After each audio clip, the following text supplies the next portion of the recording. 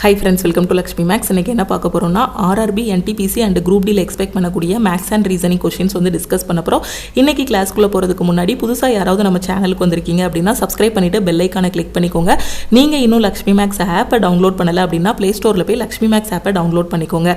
இன்னைக்கு நம்ம Lakshmi Max ஆப்ல இருக்கக்கூடிய NTPC யோட டெஸ்ட் பேட்ச்க்கு நம்ம ஆஃபர் வந்து அனௌன்ஸ் பண்ணிருக்கோம். லாஸ்ட் வீக் நாம எல்லா கோர்சஸ்க்கும் ஆஃபர் வந்து அனௌன்ஸ் பண்ணிருந்தோம். அதுல NTPC யோட டெஸ்ட் பேட்ச்க்கு 4 கூப்பன் கோட்ஸ் வந்து அவேலபிளா இருக்கு. இன்னைக்கு NTPC யோட டெஸ்ட் பேட்ச்ல ஜாயின் பண்ணக்கூடிய 4 ஸ்டூடண்ட்ஸ் வந்து ஆஃபர் பிரைஸ்ல ஜாயின் பண்ணிக்கலாம். இன்னைக்கு நீங்க டெஸ்ட் பேட்ச்ல ஜாயின் பண்றீங்க அப்படினா 599 பே பண்ண வேண்டாம், 399 பே பண்ணி ஜாயின் பண்ணிக்கலாம். ஓகேவா? சோ டோட்டலா 4 கூப்பன் கோட்ஸ் அவேலபிளா இருக்குறதுனால டெஸ்ட் பேட்ச்க்கு ஜாயின் பண்ணக்கூடிய 4 ஸ்டூடண்ட்ஸ் வந்து இந்த 399 பே பண்ணி ஜாயின் பண்ணிக்கலாம். ஓகே, நான் இப்போதான் மேம் NTPC க்கு ப்ரிப்பரேஷன் ஸ்டார்ட் பண்ணிருக்கேன், குரூப் டி க்கு ப்ரிப்பரேஷன் ஸ்டார்ட் பண்ணிருக்கேன், SSC எக்ஸாம் ப்ரிப்பேர் பண்ணிட்டு இருக்கேன், அதே மாதிரி TNPSC எக்ஸாம்ஸ் ப்ரிப்பேர் பண்ணிட்டு இருக்கேன். எனக்கு ஒரு பெஸ்ட்டான ஆன்லைன் கிளாஸ் வேணும்னு நினைக்கிற ஸ்டூடெண்ட் Lakshmi Max ஆப்ல இருக்கக்கூடிய ஆல் இன் ஒன் கோர்ஸ்ல ஜாயின் பண்ணிக்கோங்க. இந்த கோர்ஸ்ல உங்களுக்கு எல்லா எக்ஸாமுமே கவர் பண்ற மாதிரி கிளாसेस எல்லாமே ப்ரொவைட் பண்ணிருப்போம். இப்போ ரீசன்ட்டா ALP கான பேட்ச், அதே மாதிரி குரூப் டி கான 3rd பேட்ச் எல்லாமே ஸ்டார்ட் பண்ணிருக்கோம். இந்த கோர்ஸ்ல எப்படி ஜாயின் பண்றது அப்படினா இதுதான் நம்ம டீமோட வாட்ஸ்அப் நம்பர். இந்த நம்பரை உங்க போன்ல Lakshmi Max ன்னு சேவ் பண்ணிட்டு இந்த நம்பருக்கு I want all in one ன்னு மெசேஜ் பண்ணுங்க. சப்போஸ் நீங்க NTPC யோட டெஸ்ட் பேட்ச்ல இன்னைக்கு ஜாயின் பண்றீங்க அப்படினா இந்த நம்பருக்கு I want NTPC டெஸ்ட் ன்னு மெசேஜ் பண்ணுங்க. ஓகேவா? ஆப்ல போய் டைரக்டா ஃபீஸ் பே பண்ண வேண்டாம். ஆப்ல ஆல் இன் ஒன் கோர்ஸோட ஃபீஸ் பாத்தீங்கன்னா 2500 இருக்கும். சோ இந்த அமௌண்ட் நீங்க பே பண்ண வேண்டாம். நீங்க டீமுக்கு கான்டாக்ட் பண்ணீங்கன்னா உங்க ஜிபே நம்பர் இல்ல அக்கவுண்ட் நம்பர் கொடுப்பாங்க. அதுக்கு நீங்க 1999 பே பண்ணி ஆல் இன் ஒன் கோர்ஸ்ல ஜாயின் பண்ணிக்கலாம். உங்களுக்கு லைஃப் டைம் வேலிடிட்டி இருக்கும். இதுல maths, reasoning, general awareness, science, previous year question, இங்கிலீஷ்னு எல்லா சப்ஜெக்ட்டுமே கவர் பண்ணிடுவோம்.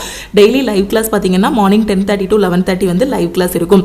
சப்போஸ் நீங்க டெஸ்ட் பேட்ச் ஜாயின் பண்றீங்க அப்படின்னா இந்த நம்பருக்கு I want test ன்னு சென்ட் பண்ணதும் டீம்ல இருந்து கான்டாக்ட் பண்ணிட்டு ஜிபே நம்பர் இல்ல அக்கவுண்ட் நம்பர் கொடுப்பாங்க. அதுக்கு 399 பே பண்ணிட்டு பேமெண்டோட ஸ்கிரீன்ஷாட் சென்ட் பண்ணீங்கன்னா உங்களுக்கு டெஸ்ட் பேட்சோட அக்சஸ் வந்து கொடுத்துருவாங்க.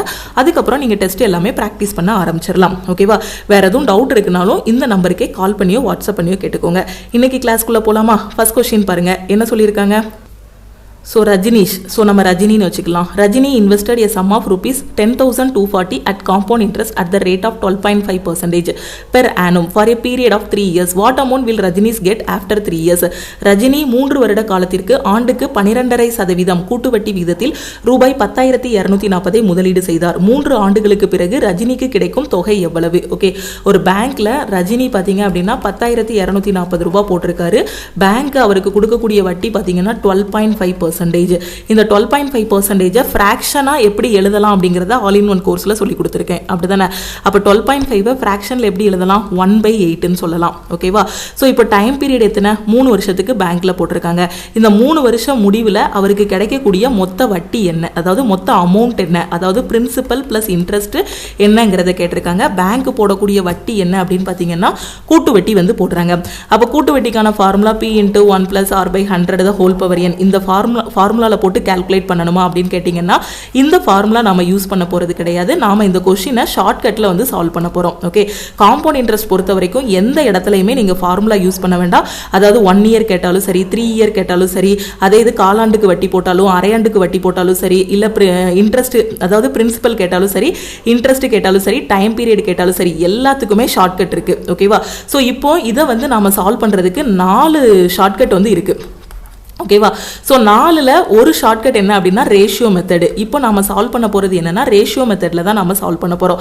ஃபர்ஸ்ட் என்ன பண்ணணும் அப்படின்னா இந்த ரேட் ஆஃப் இன்ட்ரெஸ்ட் 1/8 இருக்கு இல்லையா, அதை எழுதிக்கோங்க. கீழே இருக்கிறது உங்களுக்கு என்ன அப்படின்னு பாத்தீங்கன்னா பிரின்சிபல், மேல இருக்கிறது என்னன்னா வட்டி. ஓகே, சோ நீங்க பேங்க்ல 8 ரூபாய் போட்டீங்க அப்படின்னா பேங்க் உங்களுக்கு 1 ரூபாய் வட்டி போடுது. டோட்டலா உங்க கையில கிடைக்கக்கூடியது 9 ரூபாய். ஓகேவா? சோ இந்த பக்கம் P, இந்த பக்கம் ஏன்னு எழுதிக்கோங்க.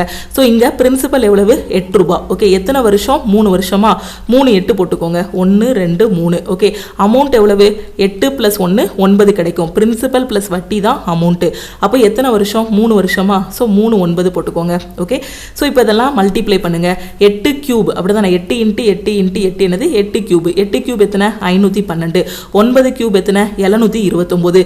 இந்த கியூப் நம்பர் எல்லாம் ஸ்கொயர் நம்பர் எல்லாம் பார்த்தோன்னே எப்படி ஆன்சர் பண்றது அப்படின்னா அப்படின்னா வேதிக் மேக்ஸ் கிளாஸில் சொல்லி கொடுத்துருப்பேன். 1லேருந்து 50 வரைக்கும் நீங்கள் ஸ்கொயர் நம்பர் படிக்கணும்.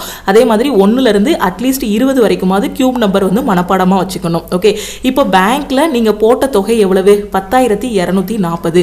அப்போ இந்த 10,240 பார்த்தீங்கன்னா எதுக்கு ஈக்குவலாக இருக்கும்னா 512 பங்குக்கு ஈக்குவலாக இருக்கும். அப்போ 512 பார்ட் வந்து எதுக்கு ஈக்குவல்னா 10,240க்கு. இந்த பக்கம் ரூபாயை எழுதிக்கோங்க, இந்த பக்கம் பங்கு எழுதிக்கோங்க. ஓகேவா? ஸோ பங்குன்னு எழுதிக்கோங்க. ஓகேவா? ஸோ இதை ரேஷியோவாக மாற்றியாச்சு. பிரின்சிபல் வந்து 512 பார்ட் இருக்குது, அமௌண்ட் வந்து பார்த்தீங்கன்னா 729 பார்ட் இருக்குது. அப்போ 512 வந்து 10,240 இருந்துச்சுன்னா 1 பார்ட் என்னன்னு கண்டுபிடிங்க. 10,240 டிவைடட் பை 512. ஓகே, கட் பண்ணால் என்ன கிடைக்கும்? ஸோ 2 டைம்ஸ் போகும். இதை உட்காந்து ரெண்டாம் வாய்ப்பாட்டில் கட் பண்ணாதீங்க. இங்கே 512 இருக்கு, மேலே 1024. 512ஓட டபுள் தான் 1024. அப்போ டைரெக்டாகவே நம்ம கட் பண்ணி மேலே வந்து என்ன பண்ணிடலாம்? 20ன்னு போட்டுடலாம். அப்போ 1 பார்ட் என்ன கிடைக்கும்? 20 அப்படின்னு கிடைக்கும். அமௌண்ட் எவ்வளவு? 729 பார்ட்டு. அப்போ 1 பார்ட் 20னா 729 பார்ட் என்னன்னு பாருங்க. 729 × 20. 9 2 18, 4 1 5, ஸோ 7 2 14 அப்படிதானே? ஸோ 14,580ன்னு கிடைக்கும். ஓகேவா? ஸோ அப்போ உங்களுக்கு கடைசி கிடைக்கக்கூடிய தொகை எவ்வளவு? மொத்த தொகை 14,580. அப்போ 10,240 ரூபா பேங்க்ல போட்டாருன்னா 3 வருஷம் பேங்க் கூட்டு வட்டி போட்டதுக்கப்புறம் 14,580 அவர் கைக்கு வந்து தொகை வந்து கிடைக்கும். 14,580ங்கிறது ஆப்ஷன் டி. ஓகே, சப்போஸ் இந்த கொஸ்டினில் எனக்கு வட்டி மட்டும் கேட்டாங்கன்னா நான் என்ன மேம் பண்ணணும்? ரொம்ப சிம்பிள். பிரின்சிபல் எத்தனை? 512 பார்ட்டு. அமௌண்ட் எத்தனை? 729. அப்போ அமௌண்ட் மைனஸ் பிரின்சிபல் தானே இன்ட்ரெஸ்ட். அப்போ இன்ட்ரெஸ்ட் என்ன வரும்னா 729 மைனஸ் 512. ஆன்சர் என்ன வரும்? 9ல் 2 போனால் 7, 2ல் 1 போனால் 1, 7ல் 5 போனால் 2, 217 பார்ட்டுன்னு கிடைக்கும்.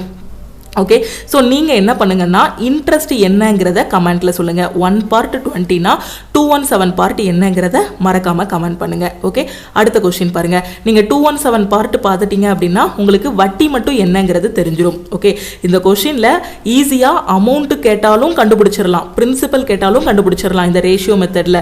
அதே மாதிரி வட்டி மட்டும் கேட்டாலும் ஈஸியாக கண்டுபிடிச்சிடலாம். ஓகேவா? அடுத்த கொஸ்டின் போகலாமா? ஸோ இந்த கொஸ்டினில் பாருங்கள், இந்த கோட் லாங்குவேஜில் ஹைலி அப்படிங்கிறத இந்த மாதிரி எழுதுகிறோம், கிளவர் அப்படிங்கிறத நாங்கள் இந்த மாதிரி எழுதுவோம். அப்போது ஹாரர் அப்படிங்கிறத நீங்கள் எப்படி எழுதுவீங்க? ஓகே, ஸோ ஹைலிங்கிறத இப்படி எழுதுவோம், கிளவருங்கிறத இப்படி எழுதலாம், ஹாரருங்கிறத எப்படி எழுதுவீங்க? எப்படி கண்டுபிடிக்கலாம்? ஓகே, இந்த கொஸ்டினை பார்த்ததும் இந்த மாதிரி ஏபிசிடி எழுதிட்டிங்கன்னா என்ன லாஜிக்குங்கிறத ஈஸியாக கொண்டு வந்துடலாம். ஃபஸ்ட்டு என்ன சொல்லியிருக்காங்க? Highly, HIGHLY. இதை எப்படி எழுதுனாங்க? GRHYOHன்னு எழுதியிருந்தாங்க. ஓகே, ஸோ இதோட லாஜிக் என்னங்கிறத கண்டுபிடிக்கணும். இப்போ பாருங்கள், இந்த ஐயையும் ஆரையும் பாருங்களேன், ஐயையும் ஆரையும் பாருங்களேன். இங்கேயும் பாருங்கள், ஐக்கு ஆப்போசிட்டில் ஆர் வந்திருக்கு. அப்போ ஆப்போசிட்டில் உள்ளதை அப்படியே எழுதியிருக்காங்க. அடுத்து என்ன பண்ணியிருக்காங்க? இங்கே ஹச் இருக்குது, இந்த ஹச்சை அப்படியே இங்கே தூக்கி போட்டிருக்காங்க, இந்த ஜியை தூக்கி அப்படியே போட்டிருக்காங்க. ஓகே, இங்கேயும் பாருங்கள், இந்த ஹச்சை தூக்கி அப்படியே போட்டிருக்காங்க, இந்த ஒய்யை தூக்கி இங்கே போட்டிருக்காங்க, இந்த எல்லுக்கு ஆப்போசிட்டில் என்ன வருமோ அதை இங்கே எழுதியிருக்காங்க. புரியுதா நான் என்ன சொல்கிறேன்னு? புரியுதா? ஸோ இன்னொரு இது பார்த்துக்கலாம். இப்போ ஹைலிக்கு இந்த மாதிரியா, கிளவருக்கு எப்படி எழுதியிருக்காங்க? கிளவர். ஸோ கிளவருக்கு நான் இன்னொரு டைம் சொல்கிறேன், உங்களுக்கு தெளிவாக புரியும். CLEBER. ஓகே, இதை எப்படி எழுதுறோம்னா EOCRVV. ஓகே, இங்கே என்ன லாஜிக் அப்படின்னா இந்த செகண்ட் லெட்டர் இருக்கு இல்லையா, இந்த செகண்ட் லெட்டருக்கு மட்டும் ஆப்போசிட்டில் என்ன வருமோ அது அப்படி எழுதணும். இப்போ எல் இருக்குன்னா எல்லுக்கு ஆப்போசிட்டில் ஓ. இதை 3ஆக பிரிச்சுக்கோங்க. கிளவரில் 6 வார்த்தை இருக்குது, 6 லெட்டர் இருக்குது, 6 லெட்டரை 3ஆக பிரிச்சுக்கோங்க. எல்லுக்கு ஆப்போசிட்டில் ஓ வருமா? எல்லுக்கு ஆப்போசிட்டில் ஓ. அடுத்து இந்த சியை தூக்கி அப்படி இங்கே போட்டிருக்காங்க, இந்த ஈயை தூக்கி இங்கே போட்டிருக்காங்க, அவ்வளோதான். இப்போ இந்த VERல இந்த பியை தூக்கி இங்கே போட்டுட்டு இந்த ஆரை தூக்கி இங்கே போட்டுட்டு ஈக்கு ஆப்போசிட்டில் என்ன லெட்டர் வரும்? வி வரும், அதை இங்க போட்டிருக்காங்க. அப்ப இங்க என்ன லாஜிக்ங்கிறது புரிஞ்சிருச்சா? சோ இப்போ நாம யாரு கண்டுபிடிக்கணும்? ஹாரருக்கு. ஓகே, ஹாரர் ஸ்பெல்லிங் என்ன? HOR ROR. ஓகே, 3ஆ பிரிச்சாச்சு. ஹாரர்ல 6 லெட்டர் இருக்கு, ஸோ 3ஆ பிரிச்சாச்சு. இந்த ஹச்சை தூக்கி இங்கே போடணும், இந்த ஆரை தூக்கி இங்கே போடணும், ஓக்கு ஆப்போசிட்டில் என்ன வரும்? எல் வரும், அதை தூக்கி இங்கே எழுதணும்.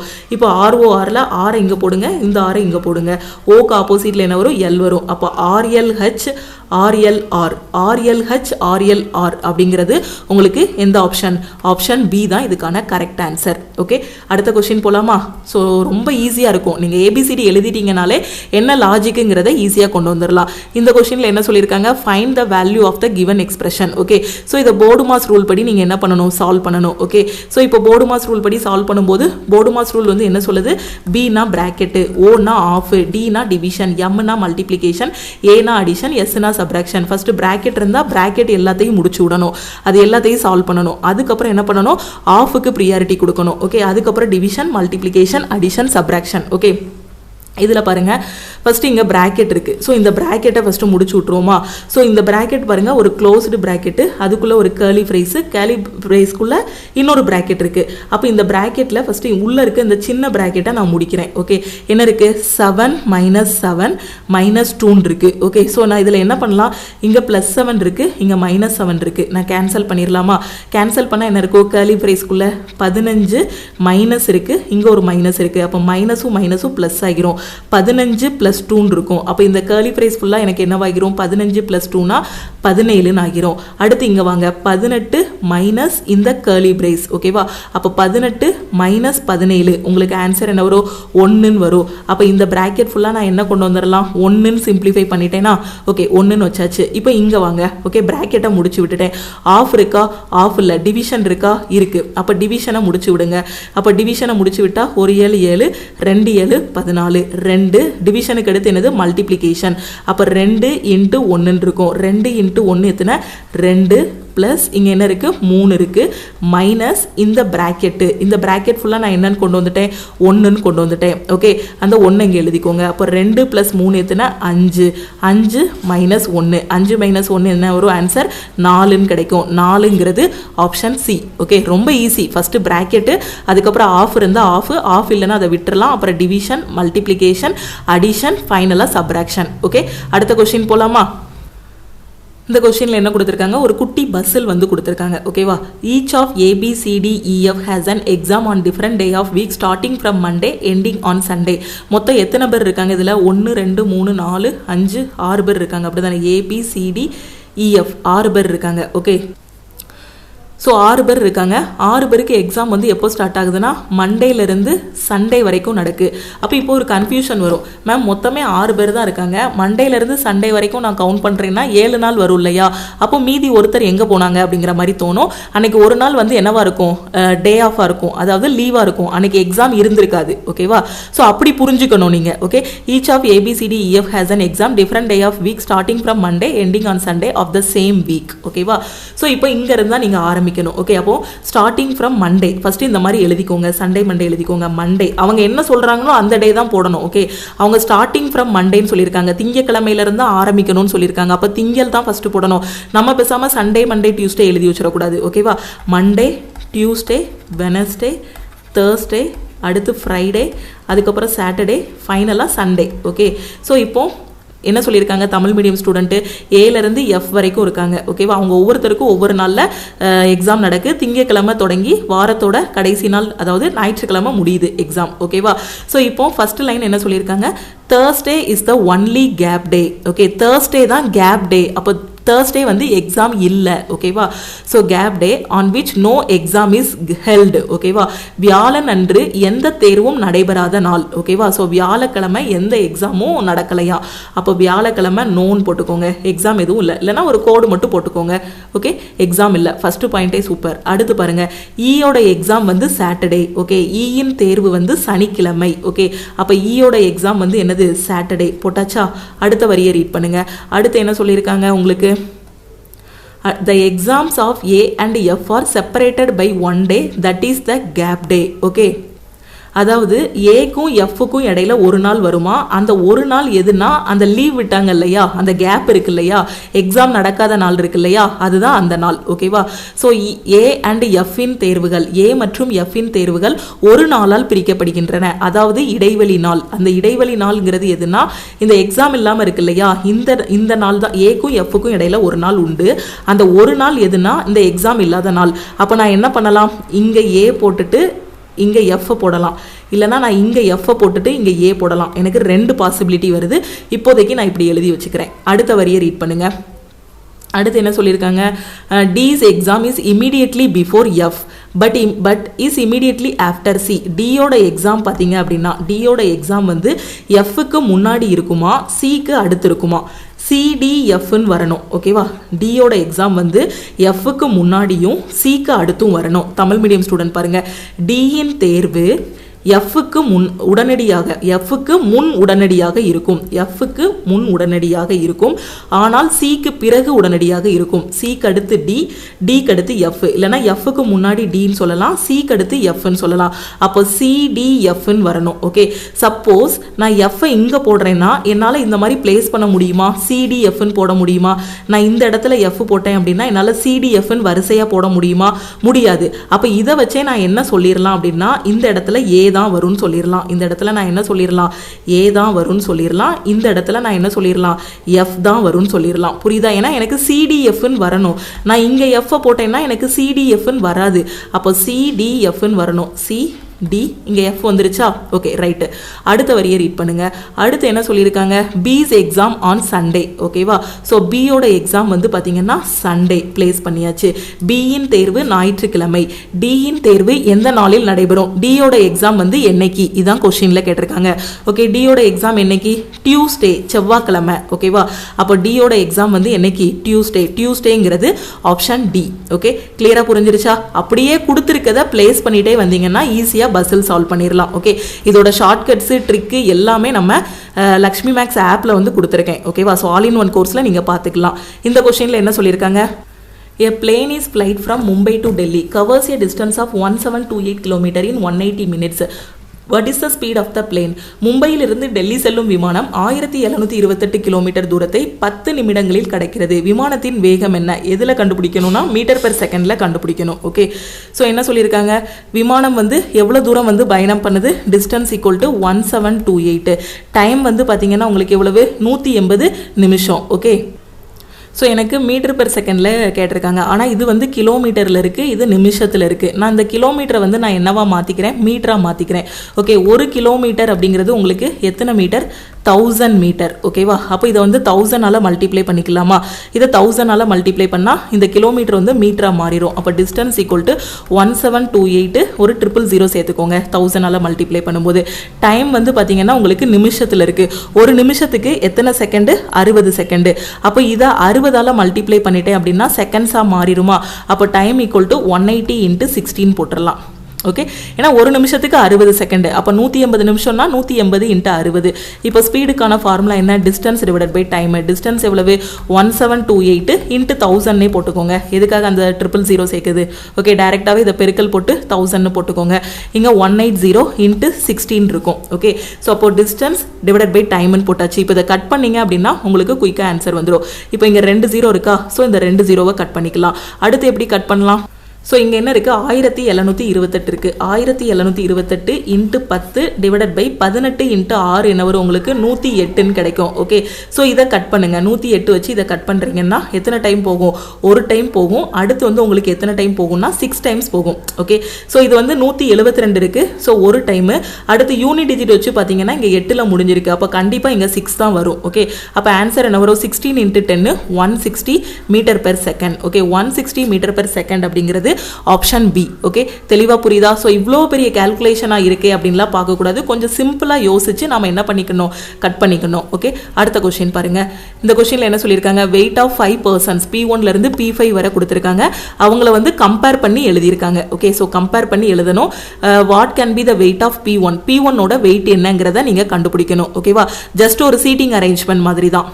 ஸோ ஃபஸ்ட்டு இதை ஒவ்வொரு வரியாக ரீட் பண்ணி பிளேஸ் பண்ணிக்கலாம். Weight of P3 is less than P1. Okay, P3யோட வெயிட் பார்த்தீங்க அப்படின்னா P1 விட கம்மி. ஓகே, P3யோட வெயிட் வந்து P1 விட கம்மின்னு சொல்லலாம். அப்படி இல்லைனா P1 வந்து P3 விட அதிகம்னு சொல்லலாம். But more then P2. ஓகேவா? அப்போ P3 பார்த்தீங்கன்னா மோர் தென் P2. P3 பார்த்தீங்கன்னா P2 விட அதிகம். P3 வந்து P2 விட அதிகம், P1 விட கம்மி. ஓகேவா? ஸோ அடுத்து என்ன சொல்லியிருக்காங்க? தமிழ் மீடியம் ஸ்டூடெண்ட் பாருங்க, P1ல இருந்து P5 வரை இருக்காங்க. அவங்களோட வெயிட்டை வந்து கம்பேர் பண்ணுறாங்க. P3 இன் எடை P1 விட குறைவாக உள்ளது. P3 இன் எடை P1 விட குறைவுன்னா P1 எடை P3 விட அதிகம் அப்படியும் சொல்லலாமா? P1 is greater than P3 போடலாம். ஆனால் P2 விட அதிகமாக உள்ளது. இந்த P3 யோட எடை பார்த்தீங்கன்னா P2 விட அதிகம்னு சொல்லியிருக்காங்க. ஸோ greater than P2 போட்டுடலாம். P2 வின் எடை 2 பேனாக்களை விட மட்டுமே அதிகமாக உள்ளது. ஸோ P2 ஓட எடை பார்த்தீங்க அப்படின்னா 2 பேரை விட மட்டும்தான் என்னவா இருக்கு, அதிகமாக இருக்குன்னு சொல்லியிருக்காங்க. அப்போ இவனை விட எத்தனை பேர் கம்மியாக இருப்பாங்க, 2 பேர் வெயிட் கம்மியாக இருப்பாங்க. Okay, so English medium student பாருங்க, P2 is more then only 2 pence. ஓகேவா? ஸோ P2 ஓட வெயிட் அப்போ ஃபர்ஸ்ட் P1 வந்துடும், ரெண்டாவது P3, மூணாவது P2. ஏன்னா மொத்தமே வரிசையில் 5 பேருன்னு சொல்லிட்டாங்க. ஏற்கனவே 3 பேர் பிளேஸ் பண்ணியாச்சு. P2 விட 2 பேர் சின்னதுன்னு சொல்லிட்டாங்க. அப்போ மீதி 2 பேரை இங்க தான் போட்டாகணும். அப்போ மொத்தம் 1 2 3 4 5 பேர் வந்துருவாங்க. ஓகேவா? அடுத்து என்ன சொல்லியிருக்காங்க, P5 இன் எடை குறைவாக இல்லை. P5 வந்து இருக்கதிலே கம்மி கிடையாது அப்படின்னு சொல்லியிருக்காங்க. அப்போ P5 எங்க போட முடியும், இங்க தான் போட முடியும். இருக்கதிலே கம்மின்னா இந்த இடத்துல போடணும். ஆனா இருக்கதிலே கம்மி கிடையாதுன்னா மிச்சம் இருக்கிறது இந்த இடம் தான், இங்க தான் போட்டாகணும். அப்போ மீதி யார் இருக்காங்க, P4 இருக்காங்க. அப்போ P4 தூக்கி இங்க போட்டுடலாமா? அப்போ அரேஞ்ச்மெண்ட் ஈஸியா பண்ணியாச்சு. இப்போ அடுத்த பாயிண்ட்டை வாசிங்க. P5 இஸ் நாட் த லீஸ்ட்னு சொல்லியிருக்காங்க. P5 லீஸ்ட் கிடையாதுன்னா இங்கே போட முடியாது. இங்கே போட முடியாதுன்னா மிச்சம் இருக்குது இந்த ஒரு இடம் தான், இந்த ஒரு இடத்துல தான் போட முடியும். If the weight of P5 ஓட வெயிட் பார்த்தீங்கன்னா 100 கிராம். ஓகேவா? ஸோ இவனோட வெயிட் வந்து 100 gram. Then what can be the weight of P1 ஓட வெயிட் என்னன்னு கேட்டிருக்காங்க. P1 ஓட வெயிட். ஓகேவா? ஸோ நல்லா யோசிங்க. P5 ஓட வெயிட் வந்து 100 கிராம்னு சொல்லிட்டாங்க. P1 ஓட வெயிட் என்னவா இருக்கும், 96 கிராம் இருக்குமா? இருக்காது. P5 விட P1 வந்து வெயிட்டா இருக்கான்னு சொல்லிட்டாங்க. P5 100 கிராம் இருக்கான்னா கண்டிப்பா P1 ஓட வெயிட் என்னவா இருக்கும், 100 விட அதிகமாக தான் இருக்கும்.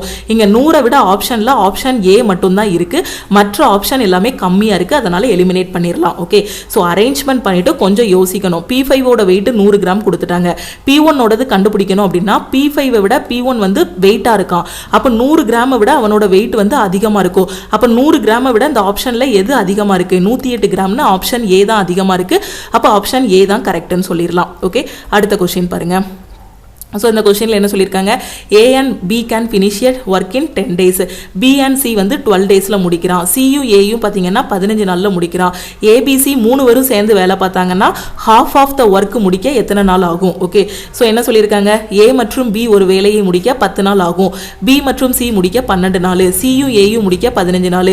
ABC 3 பேரும் சேர்ந்து வேலை பார்த்தாங்கன்னா பாதி வேலை மட்டும் முடிகிறதுக்கு எத்தனை நாள் ஆகும்னு கேட்டிருக்காங்க. ஸோ இதை நம்ம எல்சிஎம் மெத்தடில் சால்வ் பண்ணலாம். A + B சேர்ந்து வேலை பார்த்தாங்கன்னா 10 நாளில் முடிக்க முடியும். B + C வேலை பார்த்தாங்கன்னா 12 நாளில் முடிக்க முடியும். A + C வேலை பார்க்குறான் அப்படின்னா 15 நாளில் முடிக்க முடியும். இது 3க்கும் எல்சிஎம் எடுங்க. 10 12 15. இதுக்கான எல்சிஎம் என்ன, 60. அப்படி தானே? ஸோ எல்சிஎம் எடுக்கிறதுக்கான ஷார்ட்கட் நான் நிறைய டைம் யூடியூப்லேயும் சொல்லி கொடுத்துருக்கேன், நம்ம ஆல் இன் ஒன் கோர்ஸ்லேயும் சொல்லி கொடுத்துருக்கேன். ஓகேவா? ஸோ பார்த்தோன்னே இதுக்கான எல்சிஎம் 60ன்னு சொல்லிடலாம். இந்த 60ங்கிறது உங்களுக்கு டோட்டல் ஒர்க்காக இருக்கும். அப்போ இந்த 10 60 மாற்றணும்னா 6ஆல் மல்டிப்ளை பண்ணணும். 12 60 மாத்தணும்னா 5ஆல மல்டிப்ளை பண்ணணும். தெரியலன்னா இந்த 12 எடுத்துட்டு வந்து இதுக்கு கீழே வச்சு பாருங்க. ஸோ கட் பண்ணா 5 வருதா, அந்த 5 எங்க போடுங்க. 15 எடுத்துட்டு வந்து இதுக்கு கீழே வைங்க, கட் பண்ணி பாருங்க 4 வரும். அப்போ 15 60 மாத்தணும்னா 4ஆல மல்டிப்ளை பண்ணணும். ஓகே, ஸோ இது வந்து திறமை. ஓகேவா? ஸோ திறன், எஃபிசியன்சின்னு சொல்லுவோம். A + B யோட திறமை எவ்வளோனா ஒரு நாளைக்கு 6 கேக் பண்ணுறாங்க.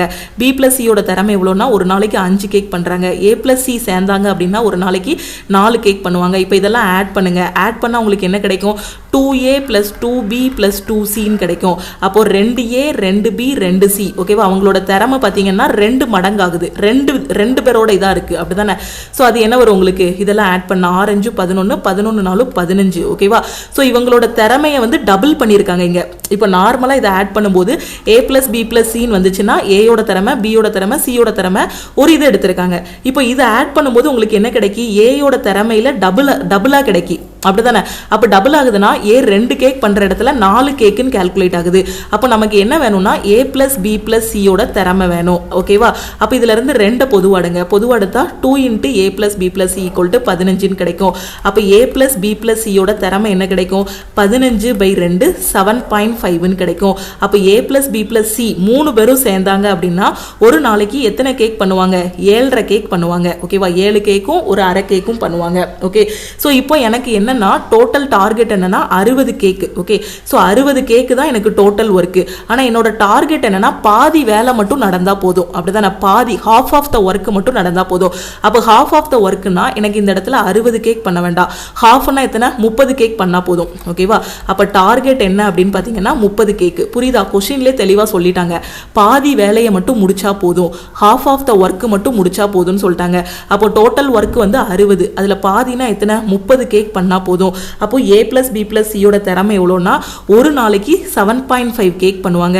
அப்போ 30 கேக் பண்ணுறதுக்கு எத்தனை நாள் ஆகும்? ஓகே, 30 ஒரு நாளைக்கு 7.5 கேக்குன்னா இந்த பக்கம் கேக்குன்னு எழுதிக்கோங்க, இந்த பக்கம் டேஸ்ன்னு எழுதிக்கோங்க. ஓகே, ஸோ பிகினர் ஒருவேளை கன்ஃபியூஸாக இருந்துச்சுன்னா இந்த மாதிரி எழுதி கூட கேல்குலேட் பண்ணுங்க. ஓகே, ஒரு நாளைக்கு 7.5 கேக் பண்ணுறாங்கன்னா அவங்க 30 கேக் பண்ணுறதுக்கு எத்தனை நாள் ஆகும்? கிராஸ் மல்டிப்ளை பண்ணுங்க எக்ஸ்ன்னு வச்சுட்டு. So X is equal to என்ன வரும், எக்ஸ் இன்ட்டு 7.5 ஈக்குவல் டு 30ன்னு கிடைக்கும். இதுல இருந்து எக்ஸ் இஸ் ஈக்குவல் டு 30/7.5ன்னு கிடைக்கும். ஓகே, புரியுதா? அப்படி இல்லைன்னா டைரெக்டாகவே இப்படி எழுதாமலே போட்டுடலாம். பட் பிகினருக்கு புரியணுங்கிறதுக்காக தான் இந்த மாதிரி நான் எழுதி காட்டியிருக்கேன். ஓகேவா? ஸோ இவங்களோட ஒரு நாள் திறமை எவ்வளோன்னா 7.5. அப்போ 30 கேக் பண்ணுறதுக்கு எத்தனை நாள் ஆகும்? 30/7.5. ஸோ கட் பண்ண ஆன்சர் என்ன வரும்?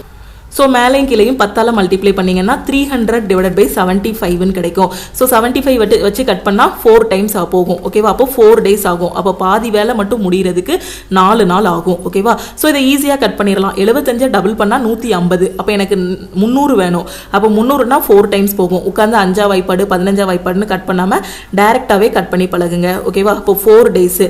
அப்போ பாதி வேலை மட்டும் முடிகிறதுக்கு 4 டேஸ் ஆகும். பட் எக்ஸாமில் ஸ்டூடெண்ட்ஸ் என்ன தப்பு பண்ணுவாங்கன்னா பாதி வேலை அப்படிங்கிறத பார்க்காம 30ன்னு எடுக்காம 60ன்னு எடுத்துருவாங்க. 60 கேக் பண்ணுறதுக்கு அப்படின்னா 60/7.5ன்னு போட்டுருவாங்க. அப்போ ஆன்சர் அவங்களுக்கு என்னவாகிரும்?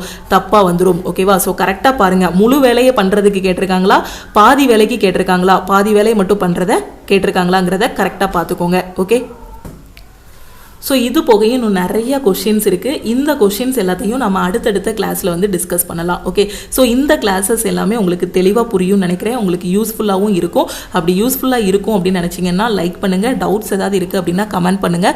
உங்கள் ஃப்ரெண்ட்ஸும் எக்ஸாமுக்கு ப்ரிப்பேர் பண்ணுறாங்க அப்படின்னா மறக்காமல் அவங்களுக்கும் இந்த வீடியோவை ஷேர் பண்ணுங்கள். ஓகேவா? ஸோ நீங்கள் இப்போ தான் குரூப் டிக்கு ப்ரிப்பரேஷன் ஸ்டார்ட் பண்ணியிருக்கீங்க, எங்கேருந்து படிக்கணும் எப்படி படிக்கணும்னு தெரியாத ஸ்டூடெண்ட்டு நம்ம குரூப் டியோட 3rd பேட்சில் ஜாயின் பண்ணிக்கோங்க. நம்ம ஆல் இன் ஒன் கோர்ஸில் ஜாயின் பண்ணிட்டீங்க அப்படின்னா வேற எந்த புக்கு எதுவுமே எக்ஸ்ட்ரா படிக்க வேண்டாம். நம்ம என்ன கோர்ஸில் கொடுத்துருக்கோமோ அந்த கிளாஸஸ் ஃபாலோ பண்ணிட்டு அதுலேயே உங்களுக்கு மெட்டீரியல்ஸும் ப்ரொவைட் பண்ணியிருப்போம். அதுலேயே உங்களுக்கு டெய்லி டெஸ்ட்டு வீக்லி டெஸ்ட்டு எல்லாமே ப்ரொவைட் பண்ணியிருப்போம். இதை மட்டும் நீங்கள் ஃபாலோ பண்ணாலே போதுமானது. உங்களால் ஃபர்ஸ்ட் அட்டெம்ப்டில் group D exam, NTPC exam, SSC exams எல்லாமே கிளியர் பண்ண முடியும். ஸோ ஆல் இன் ஒன் கோர்ஸுங்கிறது ஒரே ஒரு கோர்ஸ் தான். பட் எல்லா சென்ட்ரல் கவர்மெண்ட் எக்ஸாமும் கிளியர் பண்ணுற மாதிரி இந்த ஒரே கோர்ஸ்லேயே கிளாஸஸ் கொடுத்துருப்போம். SSC எக்ஸாம் இருக்குன்னா SSCக்கு கீழே வரக்கூடிய SSCயோட CGL, CHSL, MTS, CAPF, selection போஸ்ட்னு எல்லா எக்ஸாமும் கவர் ஆகும். அதே மாதிரி பார்த்தீங்கன்னா ரயில்வே இருக்குன்னா ரயில்வேயோட NTPC, குரூப் டி, ALPன்னு எல்லாம் கவர் ஆகும். Bank, PO and clerk exams எல்லாமே கவர் ஆகும். TNPSCயோட ஜென்ரல் தமிழ் மட்டும் நம்மளுக்கு இன்னும் ஆட் பண்ணலை. ஸோ இதில் வந்து maths and reasoning, general awareness வந்து TNPSCக்கு கவர் ஆகும். ஒரே கோர்ஸ் தான், பட் எல்லா எக்ஸாமும் கிளியர் பண்ணுற மாதிரி கிளாஸஸ் வந்து கொடுத்துருப்போம். ஸோ இதுக்கு ஃபீஸ் பார்த்தீங்க அப்படின்னா 1999. நீங்கள் ஒரு டைம் பே பண்ணிட்டீங்க அப்படின்னா உங்களுக்கு லைஃப் டைம் வேலிடிட்டி இருக்கும். அதில் இருக்கக்கூடிய கிளாஸஸ் இப்போ குரூப் டியில் ஒரு அசிஸ்டண்ட்டாக உள்ள போறீங்க அப்படின்னா அதுக்கு அடுத்தடுத்த லெவலுக்கு முன்னேறி போறதுக்கான கிளாஸஸும் இந்த ஆல் இன் ஒன் கோர்ஸ்லேயே உங்களுக்கு ப்ரொவைட் பண்ணியிருப்போம். ஸோ குரூப் டிக்கு படிக்கிற ஸ்டூடெண்ட் வந்து டைம் வேஸ்ட் பண்ணாதீங்க. இன்னும் உங்களுக்கு 120 டேஸ் வந்து டைம் இருக்குது. இந்த 120 டேஸுக்கு பெர்ஃபெக்டாக 14 வீக்ஸு ப்ளஸ் 5 வீக்ஸ்னு பிளானை வந்து கரெக்டாக பிரித்து கொடுத்துருக்கோம். ஸோ இந்த பிளான் படி ஃபாலோ பண்ணிட்டு வந்தீங்க அப்படின்னா குரூப் டியில் கண்டிப்பாக இந்த டைம் உங்களால் போஸ்டிங் வாங்க முடியும். NTPCக்கும் ஃபைனல் செலெக்ஷன் பேட்ச் வந்து கொடுத்துருக்கோம். இதில் ஜாயின் பண்ணிட்டீங்கன்னா லாஸ்ட் மினிட்ல NTPCக்கான முக்கியமான கொஸ்டின்ஸ் எல்லாமே பார்த்துட்டு போயிடலாம். ஓகே, நீங்கள் ஆல் இன் ஒன் கோர்ஸில் எப்படி ஜாயின் பண்ணணும் அப்படின்னா நம்ம டீமுக்கு நீங்கள் காண்டாக்ட் பண்ணணும். ஓகே, இதுதான் நம்ம டீமோட வாட்ஸ்அப் நம்பர். இந்த நம்பரை உங்கள் ஃபோனில் லக்ஷ்மி மேக்ஸ்ன்னு சேவ் பண்ணிவிட்டு இந்த நம்பருக்கு ஐ வாண்ட் ஆல் இன் ஒன்னு மெசேஜ் பண்ணுங்கள். டீமில் இருந்து காண்டாக்ட் பண்ணிவிட்டு ஜிபே நம்பர் இல்லை அக்கௌண்ட் நம்பர் கொடுப்பாங்க. அதுக்கு 1999 பே பண்ணிவிட்டு பேமெண்ட்டோட ஸ்க்ரீன்ஷாட் சென்ட் பண்ணுங்கள். அதே இது நீங்கள் ஆப்பில் பே பண்ணுறீங்கன்னா 2500 இருக்கும். ஓகேவா? ஸோ இந்த அமௌண்ட் நீங்கள் பே பண்ண வேண்டாம் அப்படிங்கிறதுக்காக தான் டீமுக்கு காண்டாக்ட் பண்ண சொல்கிறோம். நீங்கள் டீமுக்கு காண்டாக்ட் பண்ணிட்டீங்க அப்படின்னா 1999 பே பண்ணியே ஆல் இன் ஒன் கோர்ஸில் ஜாயின் பண்ணிக்கலாம். ஒன்ஸ் நீங்கள் ஜாயின் பண்ணிட்டீங்க அப்படின்னா உங்களுக்கு லைஃப் டைம் வேலிடிட்டி வந்து இருக்கும். ஓகே, ஸோ நீங்கள் நம்ம ஆல் இன் ஒன் கோர்ஸில் ஜாயின் பண்ணதும் பார்த்தீங்கன்னா கண்டென்ட்டுக்குள்ளே போகணும். கண்டென்ட்டுக்குள்ளே போனீங்கன்னா உங்களுக்கான கிளாஸஸ் எல்லாமே இருக்கும். ஓகே, ஃபஸ்ட்டு நீங்கள் இப்போது குரூப் டிக்காக ஜாயின் பண்ணுறீங்க அப்படின்னா குரூப் டி ஃபோல்டருக்குள்ளே போகணும். இந்த ஃபோல்டருக்குள்ளே போனதும் பார்த்தீங்கன்னா சிலபஸ் எல்லாமே ஃபஸ்ட்டு கம்ப்ளீட் பண்ணுற மாதிரி இருக்கும். அதுக்கப்புறம் ப்ரீவியஸ் இயர் கொஸ்டின்ஸ் எல்லாமே கம்ப்ளீட் பண்ணுற மாதிரி கொடுத்துருப்போம். வீக்லி டெஸ்ட் வந்து கொடுத்துருப்போம், வீக்லி பிளானும் கொடுத்துருப்போம். எந்த பேட்சில் இருக்கீங்களோ அந்தந்த பேட்சுக்கான weekly test every week Saturday weekly டெஸ்ட்டும் இருக்கும். அது போக ஆல் இன் ஒன் கோர்ஸில் இருக்கக்கூடிய ஸ்டூடெண்ட்டுக்கு டெய்லி லைவ் கிளாஸஸும் இருக்கும். ஓகேவா, சப்போஸ் லைவ் கிளாஸை நீங்க மிஸ் பண்ணிட்டீங்க அப்படின்னாலும் அந்த லைவ் கிளாஸை வந்து நீங்க உங்களுக்கு கிடைக்கிற டைம்லையும் நீங்க பார்த்துக்கலாம். மார்னிங் 10:30 to 11:30 வந்து லைவ் கிளாஸ் இருக்கும். லைவ் கிளாஸ்ல ரொம்ப முக்கியமான கொஸ்டின்ஸ் எல்லாமே டிஸ்கஸ் பண்ணிட்டு இருக்கோம். ஸோ ஒரு 6 மாசம் கஷ்டப்பட்டு படிக்கிறீங்க, ஒரு பிகினரா இருக்கீங்க அப்படின்னா ஒரு 6 மாசம் கஷ்டப்பட்டு படிச்சாலே உங்களால ஒரு காம்படிட்டிவ் எக்ஸாம் வந்து கிளியர் பண்ண முடியும். ஸோ நீங்கள் ஒரு காலேஜ் ஸ்டூடெண்ட்டாக இருக்கீங்க அப்படின்னா இப்போவே ஆல் இன் ஒன் கோர்ஸில் ஜாயின் பண்ணிக்கோங்க. ஏன்னா ஒரு 18 வயசில் உங்களோட காம்படிட்டிவ் எக்ஸாம் ப்ரிப்பரேஷனை ஸ்டார்ட் பண்ணிட்டீங்க அப்படின்னா உங்களோட காலேஜை நீங்கள் முடிக்கிறதுக்குள்ளே ஒரு நல்ல ஜாபுக்கு போயிடலாம். ஓகேவா, ஸோ ஏன்னா கவர்மெண்ட்டில் பார்த்தீங்கன்னா 10ஆம் கிளாஸ் முடிச்சாலே கவர்மெண்ட் எக்ஸாம் எழுத ஆரம்பிச்சிடலாம். மினிமம் 18 வயசு, மினிமம் குவாலிஃபிகேஷன் பார்த்தீங்கன்னா 10ஆம் கிளாஸ் பாஸ் பண்ணியிருக்கணும், அவ்வளோதான். அதனால் நீங்கள் காலேஜ் படிக்கும் போதே நம்ம ஆல் இன் ஒன் கோர்ஸில் ஜாயின் பண்ணிட்டீங்கன்னா ஸ்டேட் கவர்மெண்ட்டாக இருக்கட்டும், சென்ட்ரல் கவர்மெண்ட்டாக இருக்கட்டும், எந்த ஜாபுக்குள்ளனாலும் உங்களால் ஈஸியாக என்ட்ரு ஆக முடியும். ஓகேவா, ஸோ அதே மாதிரி உங்களுக்கு கிடைக்கிற டைமில் நீங்கள் ஹவுஸ் ஒய்ஃபாக இருக்கட்டும், ப்ரைவேட் கம்பெனியில் ஒர்க் பண்ணுறதா இருக்கட்டும், எந்த டைம்னாலும் நீங்கள் கிளாஸஸ் ஓப்பன் பண்ணி பார்த்துக்கலாம். 24/7 உங்களுக்கு டீச்சிங் டீமோட சப்போர்ட்டும் இருக்கும், டெக்னிக்கல் டீமோட சப்போர்ட்டும் இருக்கும். ஓகேவா, ஸோ திருப்பியும் நம்ம வந்து அடுத்த கிளாஸில் மீட் பண்ணலாம். நம்ம டெலகிராம் குரூப், டெலகிராம் சேனலில் இன்னும் ஜாயின் பண்ணல அப்படின்னா டெலகிராம் குரூப் அண்ட் சேனலையும் ஜாயின் பண்ணிக்கோங்க. இன்ஸ்டாகிராம்லையும் லக்ஷ்மி மேக்ஸை ஃபாலோ பண்ணிக்கோங்க. சப்போஸ் NTPCக்கு 30 days டைம் இருக்குது, இந்த 30 daysல நான் டெஸ்ட் ப்ராக்டிஸ் பண்ண போகிறேங்கிற ஸ்டூடெண்ட் NTPCயோட டெஸ்ட் பேட்சில் ஜாயின் பண்ணிக்கலாம். ஸோ ஆஃபர் வந்து அனௌன்ஸ் பண்ணியிருக்கோம். டெஸ்ட் பேட்சோட ஃபீஸ் வந்து 399. ஓகேவா, ஸோ இன்னைக்கு ஜாயின் பண்ணுற ஸ்டூடெண்ட் 399 பே பண்ணி ஜாயின் பண்ணிக்கலாம். எப்போ 4 ஸ்டூடெண்ட் ஜாயின் பண்ணுறாங்களோ அப்போ இந்த ஆஃபர் வந்து க்ளோஸ் ஆகிரும். ஸோ டெஸ்ட் பேட்சில் ஜாயின் பண்ணுற ஸ்டூடெண்ட்டும் இந்த நம்பருக்கே மறக்காமல் வாட்ஸ்அப் பண்ணுங்கள். திருப்பியும் அடுத்த கிளாஸில் மீட் பண்ணலாம். தேங்க்யூ.